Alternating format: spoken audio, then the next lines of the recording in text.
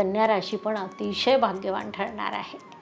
कारण कन्या राशीसाठी अत्यंत सगळ्यात महत्त्वाचे ग्रह येतात ते शनिदेव, की जे सप्तम स्थानात विराजमान आहे.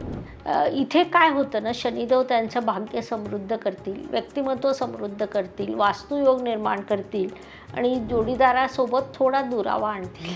पण गुरुदेवांचं जे गोचर आहे कन्या राशीसाठी ते सुरुवातीला, वर्षाच्या सुरुवातीला दशम स्थानातून असेल. दशम स्थानातले गुरुदेव अर्थप्राप्ती करतात, व्यवसाय वृद्धी करतात, अर्थत्रिकोण पूर्ण करतात, नोकरीत प्रगती करतात, सगळं करतात. आणि त्याच काळात कन्या जातकांना स्वतःच्या हक्काचे पैसे मागायला संकोच निर्माण होईल. कारण गुरु हा देणारा आहे. गुरु स्वतःचे पैसे असं मागत नाही सहसा, ती प्रवृत्तीच नसते.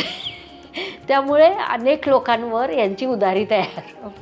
मग त्याच्यानंतर गुरुदेव जातील लाभस्थानात 2 जून ते 31 ऑक्टोबर. हा काळ कन्या राशीसाठी खूप गोल्डन असेल. कारण कन्या राशीचे कारक ग्रह शनिदेव आणि गुरु यांच्यात नवपंचम योग कामत्रिकोणातून पूर्ण होईल, की जी एक खूप सकारात्मक बाब आपण म्हणू शकतो. या काळात कन्या राशीची प्रचंड प्रगती होईल. आणि त्यानंतर मात्र नोव्हेंबर डिसेंबर हे थोडं खर्चाचं, अनपेक्षित खर्चाचं, हॉस्पिटल वगैरे सारखे खर्च, दीर्घ प्रवासात कागदपत्र जपून ठेवावी असा थोडासा काळ किंवा नुकसान होण्याची शक्यता, असा तो काळ नोव्हेंबर डिसेंबर महिना कन्या राशीसाठी होईल.